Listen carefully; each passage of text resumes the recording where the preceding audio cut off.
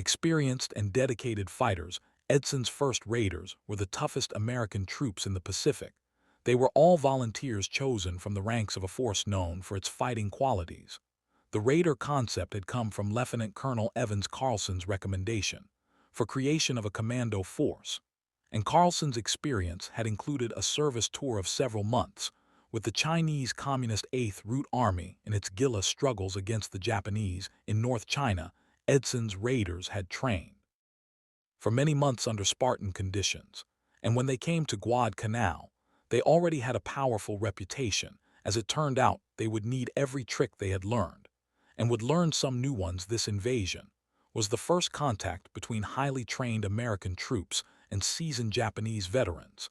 Since the war had begun in December, the Japanese had a reputation even more fearsome than that of the raider battalions gained through the phenomenally rapid march of their forces through the Philippines, Malaya, the East Indies. For months Tokyo had crowed over its victories, and half the world had come to believe the Japanese were invincible. A reputation the Imperial High Command was pleased to encourage. Tulagi, then, was in a sense the first testing ground. Edson's troops landed at 8:15 a.m. on the northwestern part of the island, and at the beginning the going did not seem much harder than it was on Guadalcanal.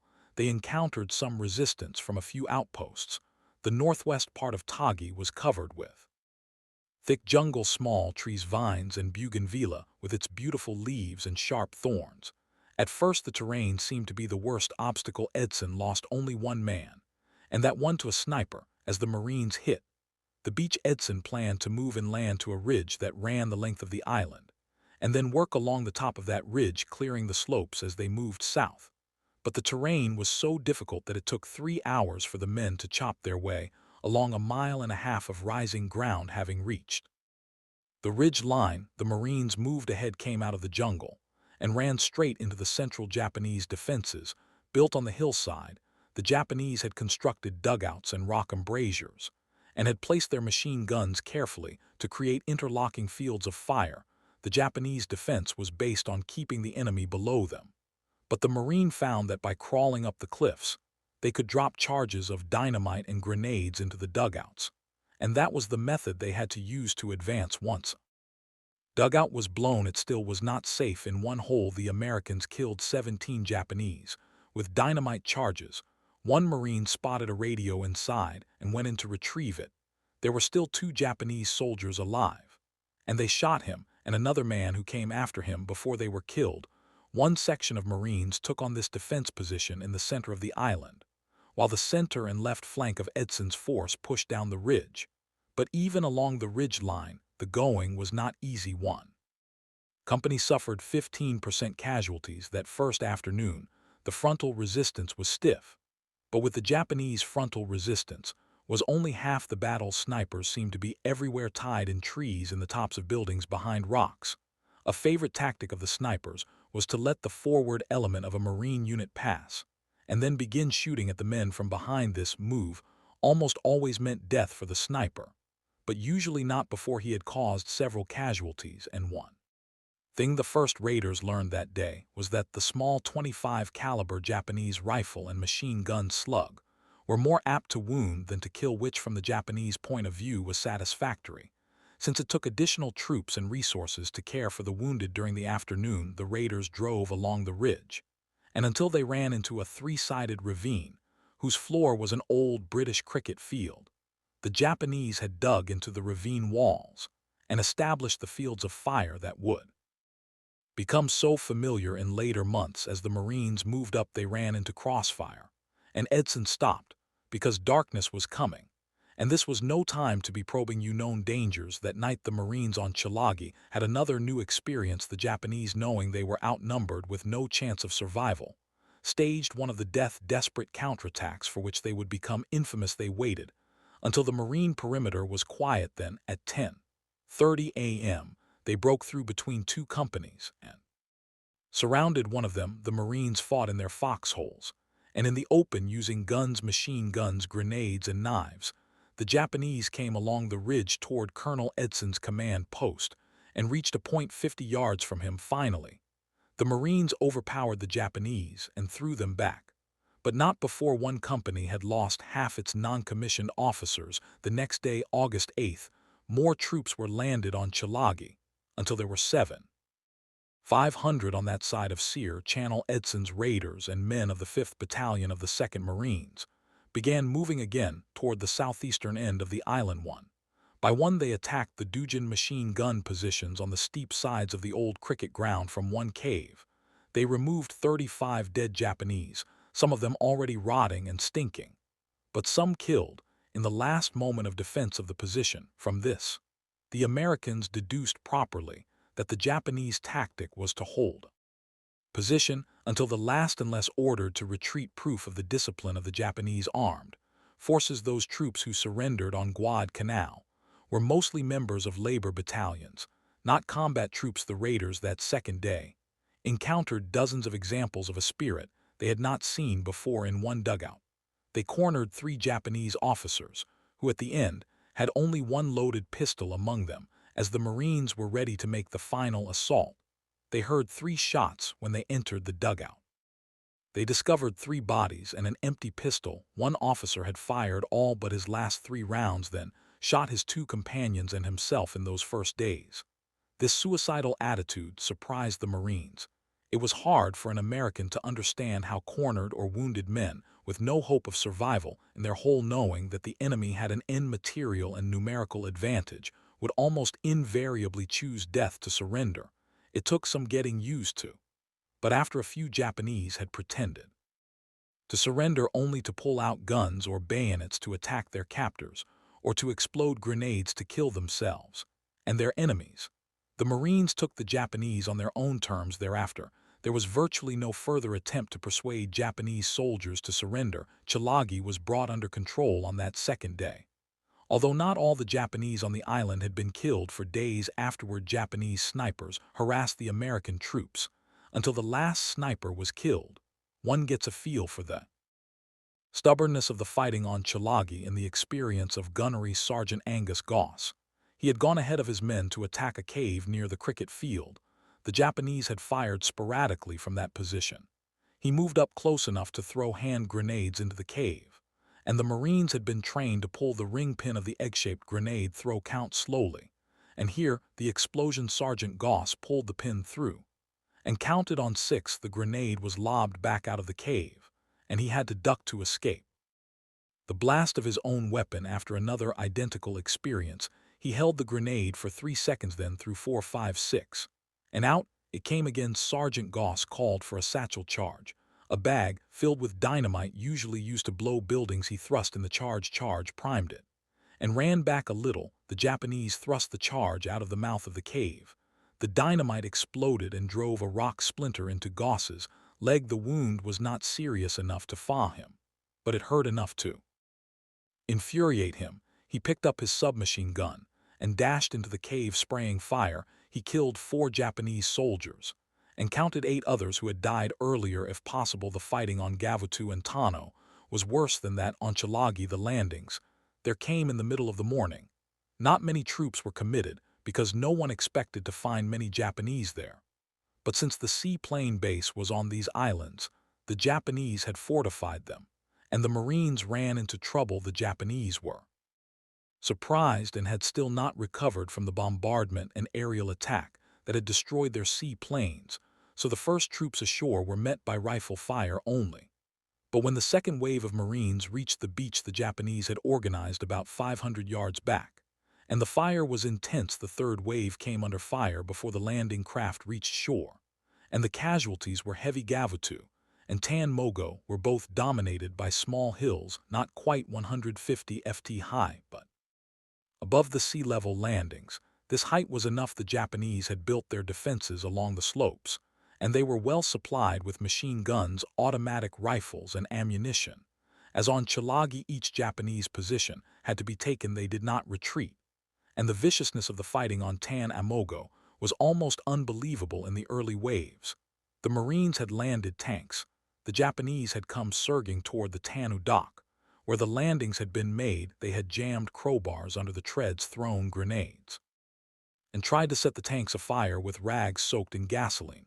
One tank commander had opened the hatch and employed the tank's machine gun to kill 23 Japanese soldiers before one scram bled up the side of the tank, and stabbed him to death with a bayonet another Japanese, then threw gasoline-soaked rags inside the tank, and it burned by mid-afternoon on this first day.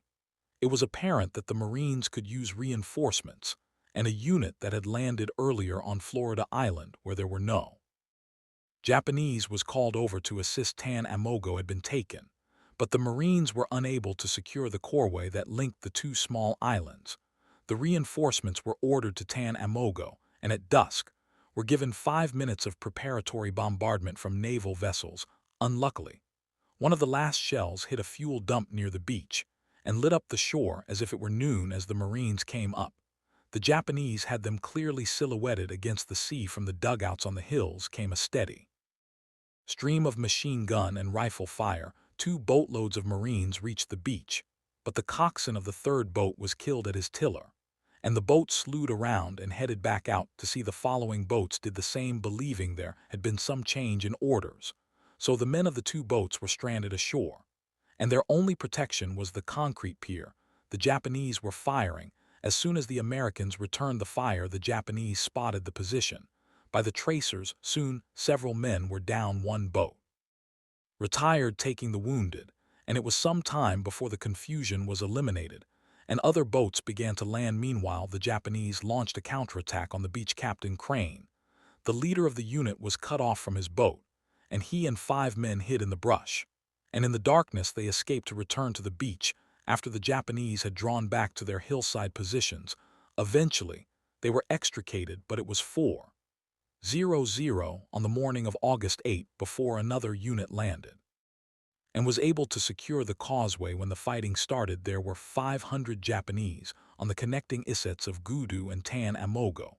When the fighting ended, there were none. Early on the morning of August 7, the Chalagi radio station flashed the first word of the United States assault to Rabaul. The astounding news reached the Rabaul airfield just as the pilots of the early morning missions were preparing to take off for another day's harassment of the Australians on New Guinea. The orders were immediately cancelled, and all available planes were dispatched to strike the American invasion force. Before the planes could take off, they received the unwelcome news from Chalagi. The entire flying boat flotilla had been destroyed. Then contact with Chalagi was broken, which could only mean that the base there had been overrun. At 8:30 a.m., a flight of 27 twin-engine Betty bombers took off from Rabaul. They had been loaded for the strike against Australian forces on New Guinea, so they carried bombs instead of torpedoes. 180 fighters accompanied them as they climbed to 13,000 ft, flew east to Bua Island, and turned south along the Banville coast. They were picked up by 4 Enterprise planes just after 1:00 in the afternoon. The Enterprise fighters were flying at 18,000 ft. When down below, they spotted the large formation of Betty bombers escorted by the Zeros just above Florida Island. The F-4FS attacked, and Lieutenant VP Days shot down 1 bomber. 4 others began to smoke and were listed as probables. But after this initial run, the Zeros joined the fight, and the F-4FS broke off to take refuge in cloud cover. As they had been instructed to do, they had been hard hit. One of the F-4FS had been shot down, and Lieutenant Days' plane was so badly shot up, he had to make an emergency landing on the Wasp. Lieutenant G.E. Firebar led another flight of 6 fighters from the Enterprise, and they found the enemy off Santa Isabel Island. The Zeros came in fast, 10 of them, and attacked 3 of the fighters. All 3 were shot down. The other 3 American fighters attacked the bombers, and NNRN Dis shot down 1 Betty. The first kill of a Zero was made by radio electrician TWW Rhodes, but the Zeros came after them in force, and the F-4FS ducked into clouds to hide. There were 10 Zeros after them in 2 formations, and they came in observing the Japanese rule, never let your wingman out of sight. They attacked the F-4FS from the starboard quarter, and Lieutenant Firebar and enlisted pilot W.S. Stevenson Jr. and pilot machinist W.H. Warden were shot down. One of the coast watchers picked up Firebar from the water off Santa Isabel Island. A Guadalcanal coast watcher sent a canoe to rescue Warden off that same island, but Stevenson was not found aboard the other carriers. The story was much the same. The bombers were much easier targets. 6 fighters. Flight 323 ran into enemy bombers off Longer Point and shot down 4 of them. Machinist Doolittle destroyed 2 single-handedly just after 2:30 a.m. in the afternoon, when the Japanese Betty bombers and Zero fighters began their run over the island's coast. Watchers were on the alert. Paul Edward Mason, a copper planter in peacetime, was stationed on Malab Hill on Banville overlooking Buin at 9:00 in the morning. He sent a message that 24 Japanese bombers were heading toward Guadalcanal. They were still 400 m or 2.5 hours away from the target when that message was broadcast back from Pearl Harbor to the fleet. That message reached the invasion fleet in plenty of time for preparations. The reaction of HMAS Canberra, one of the Australian cruisers, was typical. When the word came, the bosun's mate piped the message: the ship will be attacked at noon by 24 torpedo bombers. All hands will pipe to dinner at 11:00, and the torpedo bombers came in right on schedule. The United States fighters climbed above them to 20,000 ft. As the bombers reached the north shore of Guadalcanal and looked down on the invasion fleet at noon, the American carrier fighters and the guns of the ships were ready for them. For the first time in the South Pacific, the Japanese were feeling the results of counterattack. The American fighter planes were quite effective against the twin-engine bombers of the 24 Betas that finally arrived over Guadalcanal. All but one was shot down, and the only damage sustained in that first attack was to the destroyer Mug Buford, which was hit by a bomb against the Zero fighters. However, it was a different story. Pilot officer Saro Sakai, Japan's leading ace, was among those 18 chosen for their skill to make this first long-range mission over the target. The Japanese force was jumped by F-4F Wildcats from the carriers, and they went in straight for the bombers, ignoring the Zeros. The Zeros protected the bombers as well as they could, but then turned to the American fighters. Sakai was puzzled by the American tactics. The Navy pilots dived against the Zeros, but if they missed on the first pass, they scattered and evaded. They had been instructed well by their intelligence officers, who knew that the Zero was superior in turning and climbing ability, as well as faster. After a grim and skillful battle, Sakai shot down 1 F-4F and an SBD dive bomber that by itself jumped 4 Zeros. Several other Japanese pilots made kills while 1 Zero was lost. Pilot Sakai attacked a group of the SBD torpedo bombers, thinking they were fighters, and ran straight into 4 spitting machine guns manned by rear gunners who had him see as he came in. His Zero was badly smashed, and he was seriously wounded, yet he managed to fly the plane back to Rabaul and land it before collapsing in the air. The Japanese still had a temporary advantage in the quality of the Zero, but already the Americans in their F-4FS were beginning learn to use the limitations of the enemy to their advantage. The matter of control of the air was obviously going to be hotly contested at this particular moment. The Americans had the advantage of propinquity with the carriers close offshore, but the Japanese had the advantage of numbers at Rabaul, and the American effort was seriously hampered by the superiority of the Japanese Zeros over the American fighters. The carrier pilots were flying the F-4F Wildcat, which was not as fast or as maneuver able as the Zero, and the Japanese could fly rings around them. The one advantage of the F-4F was its sturdy construction and armor protection, all that was needed to keep the ratio of lost planes as low as it was. For the Americans at Rabaul, the Japanese recovered rapidly from the surprise of the American invasion. But the problem for the Japanese fighters was the 1,100-mile round trip. For that reason, on the first day, Commander Nakajima, the leader of the fighter squadron, had resisted demands by higher authority that all Zeros available be sent into the fight, and had dispatched only his most experienced flyers. He was soon to be sending others, and the losses grew more serious, largely because of the vast distances to be traversed by nightfall of the first day. The United States invasion seemed secure. The American troops had moved up near the airfield and had not encountered any substantial resistance. 1 prisoner was captured, and he indicated that there were only about 600 combat troops on the island and 1,400 laborers, and that they had fled to the opposite side. Admiral Turner had moved 11 Zero Marines ashore and vast piles of ammunition, food, and other supplies crowded the beaches. General Vandergrift had noticed that the beach force was unable to assimilate the supplies, but fearing that the carriers would soon move out, he was glad to see the supplies still coming in. He did establish a second beachhead, but it was soon crowded as badly as the first. At 8:40 a.m. on the morning of August 8, Coast Watcher Jack Red at WWII Passage spotted 45 Japanese dive bombers that had taken off from Cavan. 30 minutes later, Pearl Harbor repeated the broadcast to the ships. The carrier planes attacked and destroyed many of the enemy bombers. But on this day, the United States ships did not escape unscathed. A blazing bomber dived into the deck of the transport George F. Elliott and set it afire. One dive bomber sent a torpedo into the destroyer Jarvis, putting it out of action. That morning, the Ples of the Enterprise and the other carriers took off on their missions and found the skies clear. They strafed and bombed troop concentrations along the Tanaro River, and they worked over the airfield again. At about 10:03, fighters from the Enterprise discovered a group of Japanese torpedo bombers coming in low over the surface of the water to attack the transports. The Americans jumped them. Machinist Runnin shot down one bomber, and one fighter, NNVHH Rouse, shot down two twin-engine torpedo bombers, and NNJD Shoemaker shot down another. That was the end of the air activity. For the day, at nightfall, the Enterprise's Fighting Six counted its losses. 6 pilots shot down by Zeros.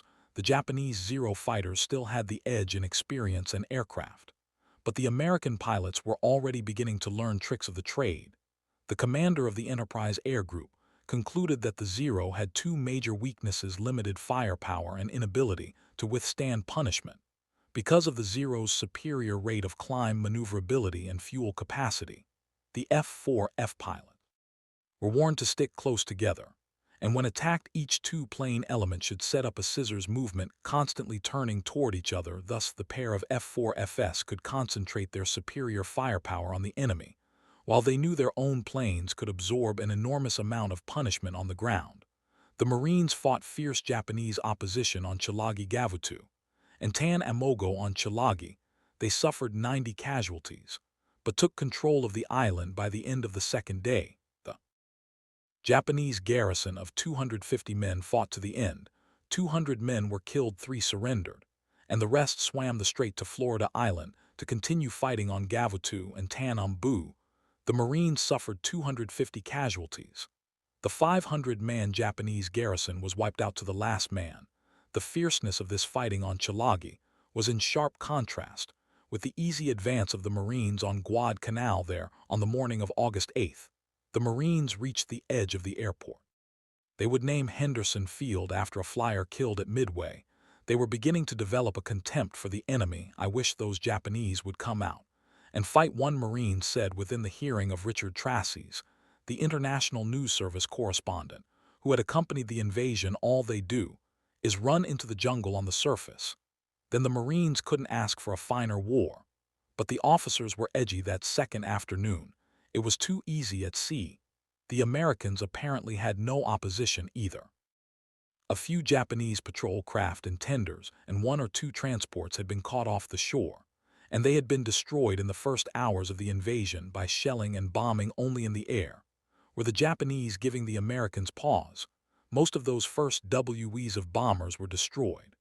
But the cost of meeting the Zeros was 21 of Admiral Fletcher's 99 carrier planes. That loss, not high by operational standards, convinced Fletcher that his decision to withdraw was sound. At 6:00 that evening, Fletcher asked Admiral Gormley to allow him to withdraw his carriers. He withdrew before he had a reply when Admiral Turner intercepted Fletcher's dispatch. He realized that the carrier withdrawal would leave him without any air cover, though the number of Japanese planes could be expected to increase sharply as the enemy brought down more aircraft through the island chain.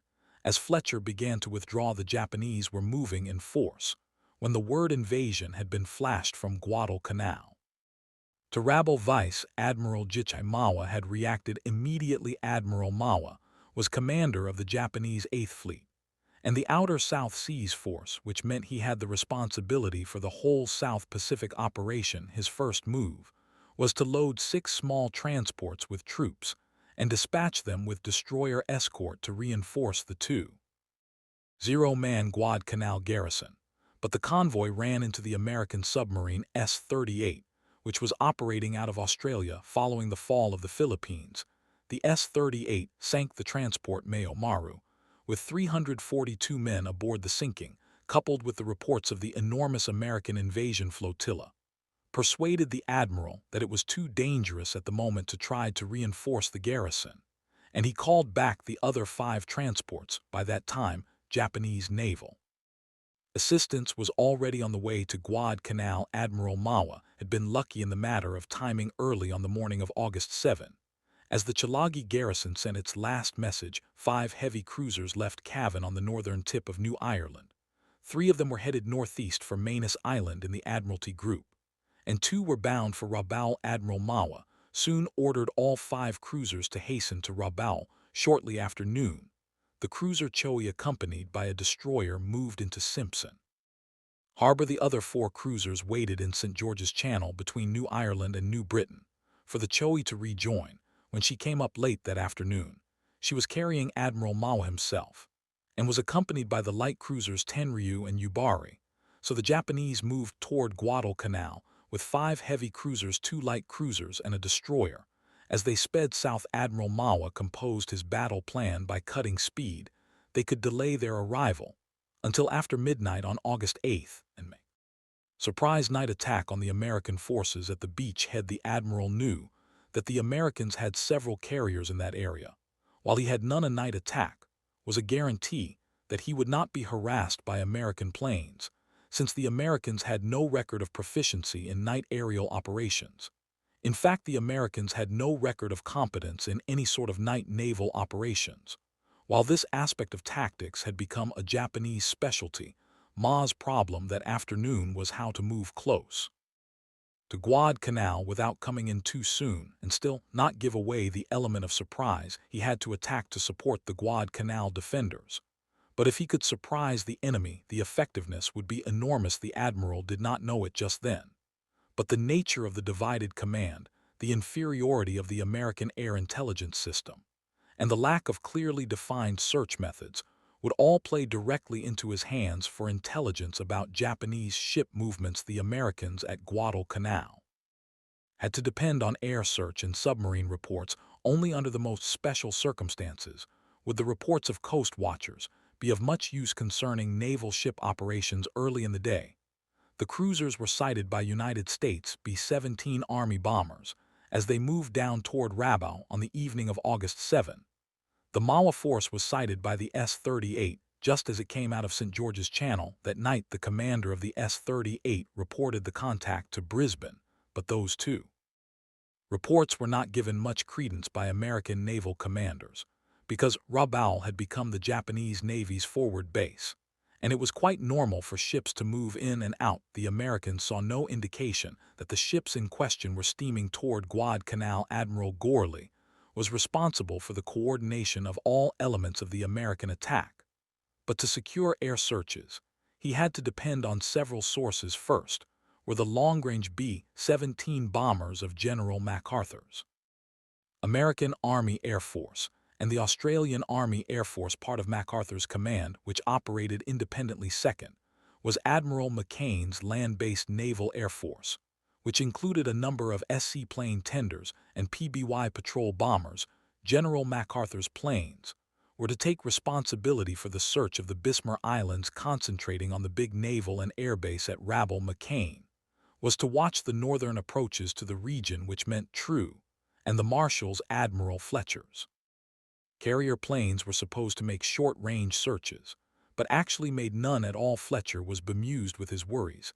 Admiral Turner had looked at his charts and seen that the Japanese had a marvelous approach to the island of Guadalcanal, along the west coast of Banville, straight down between Chazel Island and Villela, past Columbangara between New Georgia and Santa Isabel, and then between Florida Island and Guadalcanal's north coast. The lane was christened the Slot. Soon it was to become infamous in American naval history. On the morning of August 8, 4 PB were scheduled to fly from Nandi on a 700 m long triangular pattern, whose apex was the Fiji Islands. They would come up almost due west of Santa Cruz Island 6 PB, would fly search patterns from Espiritu Santo northeast over the Santa Cruz Islands, and end at a point slightly above the Bismarcks, but far to the west of the Japanese task.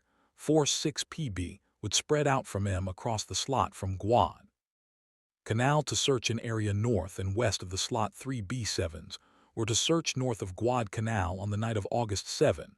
When Admiral Turner studied the search plan for the following day, he found the slot was completely uncovered.